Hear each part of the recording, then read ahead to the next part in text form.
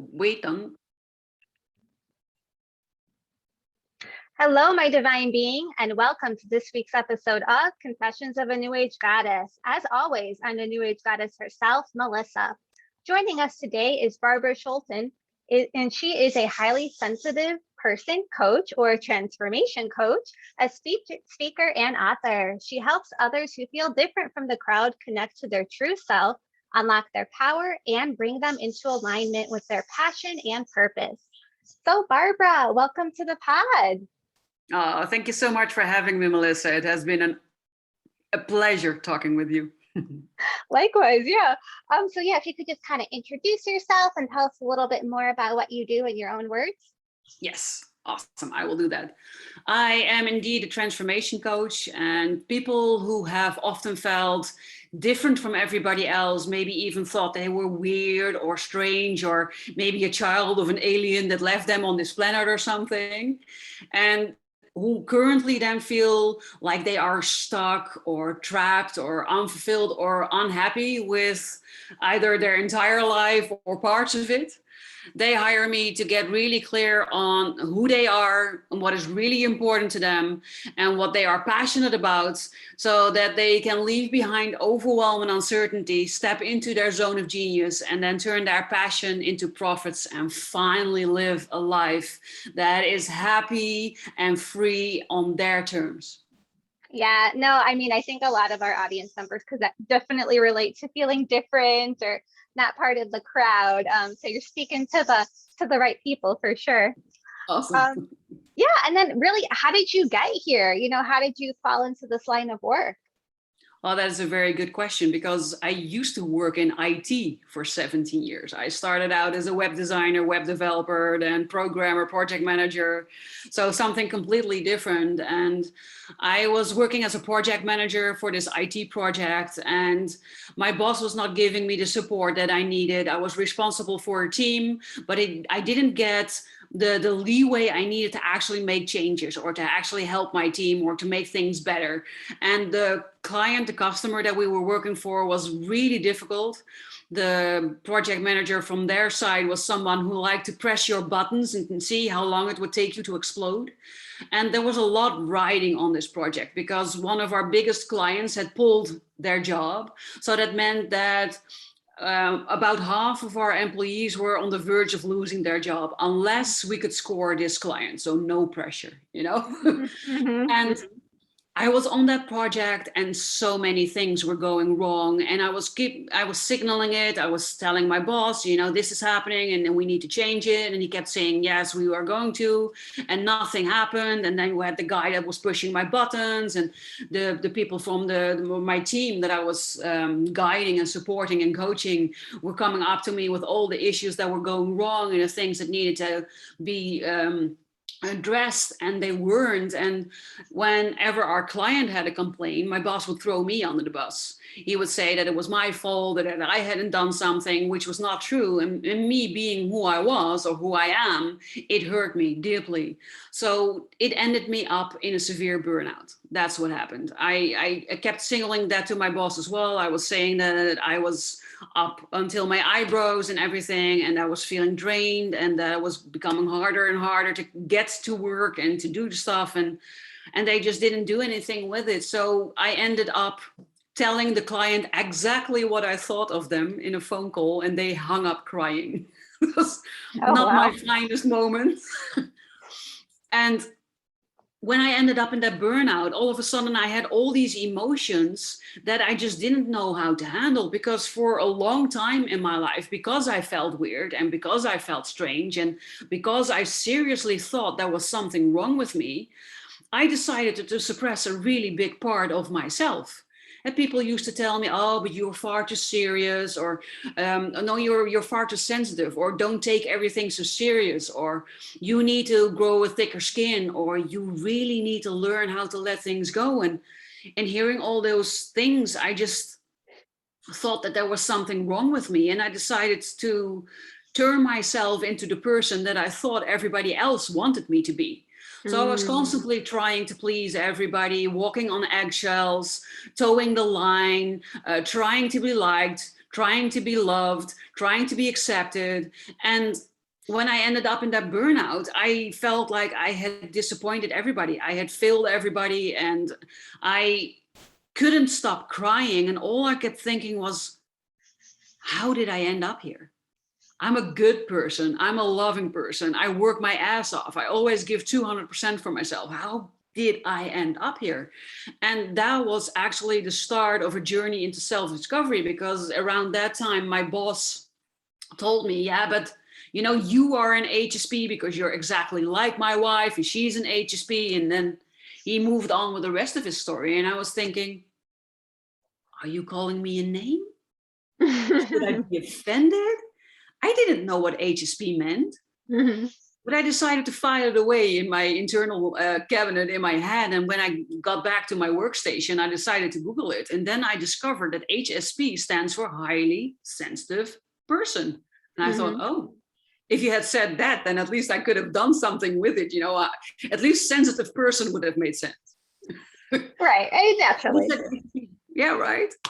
And I started discovering what high sensitivity meant and what it meant to be a highly sensitive person. And I started reading books, and I found fora with other highly sensitive people there sharing their stories. And to me, that just felt like I was coming home to myself. Finally, I understood parts of myself that I didn't understand before. And I discovered why I am different from other people, and that there are more people like me, that I'm not weird. Okay, now I think I am weird, but that's a different kind of weird. It's a good Yeah, kind of weird. exactly. Yeah. You know, but I'm a highly sensitive person, and that just opened up a whole new world to me. And it started me off on this journey of self-discovery and discovering who I am. And, you know, I don't like labels. I don't like boxes. But discovering that I'm a highly sensitive person just gave me a very important key into my own user manual, into discovering and understanding why things work the way they do for me, why I think differently from other people, why I act differently from other people, and what's the basis of those things. And that was eye-opening, life-changing to discover that. And then after that, I discovered a lot of other things about myself. I won't mention everything, because then we will be here for an hour. But you know, I'm made up of so many different things. And then I discovered that the way into a burnout for a highly sensitive person is just completely different than the way in a burnout for a non-highly sensitive person. Because most non-highly sensitive people, they end up in a burnout without knowing how they got there. I knew exactly how I got there. I wasn't able to change it or avoid it, but I knew what was happening. And then they made me do cognitive behavioral therapy, for instance, because that works so well on non-highly sensitive people, but it doesn't work at all for highly sensitive people. So they were giving me assignments, and I thought, you know, I know exactly what you want me to learn from it. And that was just not working. So then I discovered, okay, so the way out of the burnout is also very different. And that's how I started my business, because I wanted to provide a solution for highly sensitive people with either too much stress or burnout that actually works, and that would not take them 2 years like it took me to get out of the burnout. That was the first business I started. Oh, wow. Yeah. So, I mean, definitely you yourself are an HSP. You know what it's like, and you know what works for you and what doesn't work for you. So then you can definitely give those skills and your findings to your clients. So that makes perfect sense to me. And then, you know, if someone did want to work with you, you know, what does that look like? Well, it can take on many forms, because I don't believe in a one size fits all.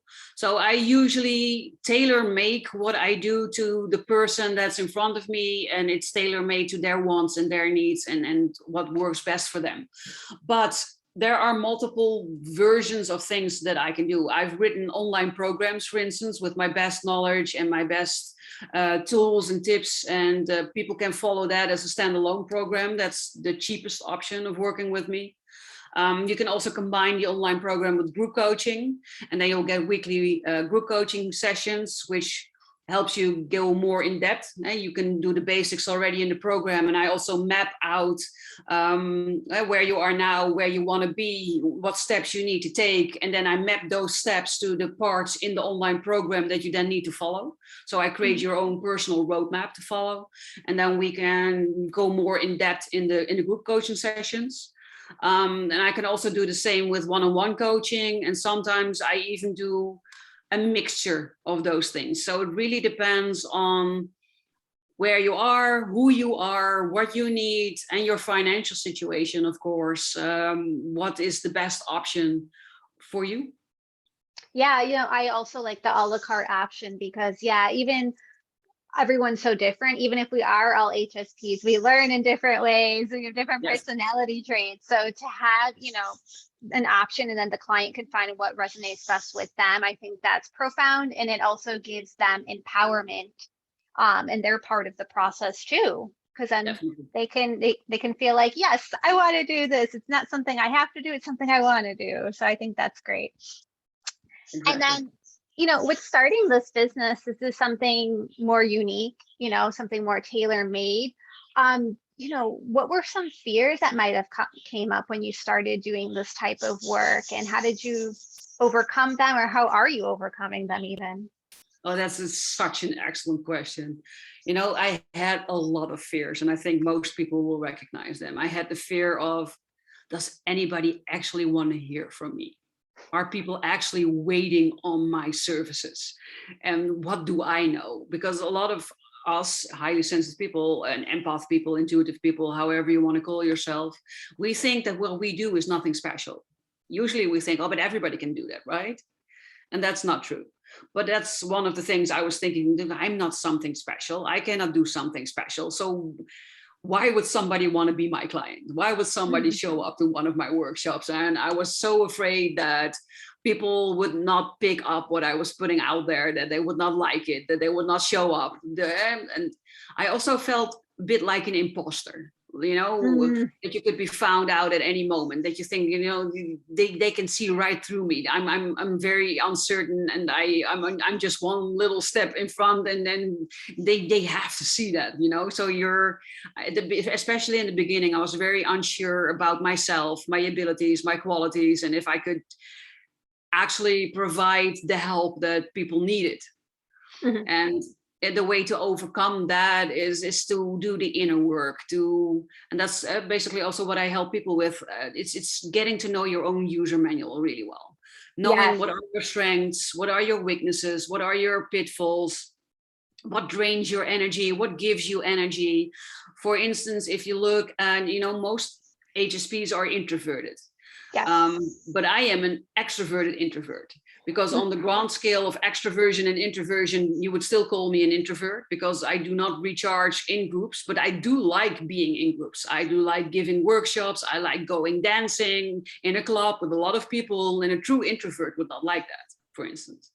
So I'm an extroverted introvert, which means that I love doing these types of interviews. I love doing Facebook Lives. I do workshops. I love giving webinars.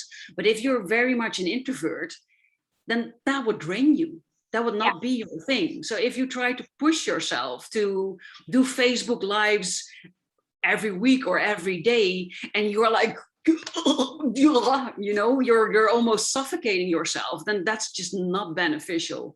So it all falls and stands with getting to know yourself really well, knowing how things work for you, and discovering your talents and your gifts. I call them your superpowers, and learning how to use them within your business, so that you can create a business that caters to your wants, your desires, and your strengths, so that it gives you energy and you enjoy what you do, whatever it is, every day again. And that's the best way to overcome fears. And sometimes you also need to work on limiting beliefs, faulty autopilot programs, those types of things, patterns that started when you were younger that could be blocking you right now.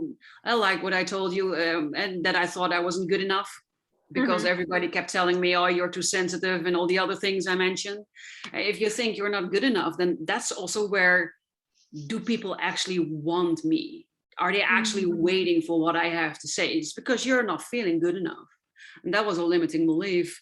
So it really depends on the type of fears that you have, what it takes to overcome them.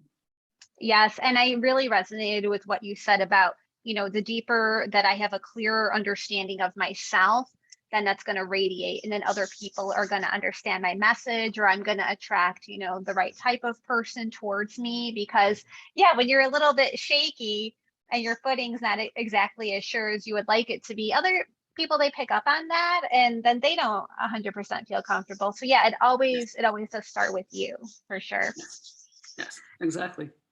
Okay, great. And then Barbara, was there anything else you would just like to share with the audience? Anything we might have not gotten to? Well, I think the most important thing that I want to share with people, and that's basically always my most important message, is to just be yourself. And I know for a lot of people that's scary. There are a lot of different reasons why we feel we cannot be ourselves. But I promise you, the moment you work on those fears and step more and more into the person that you actually are, you're going to love, love, love your life.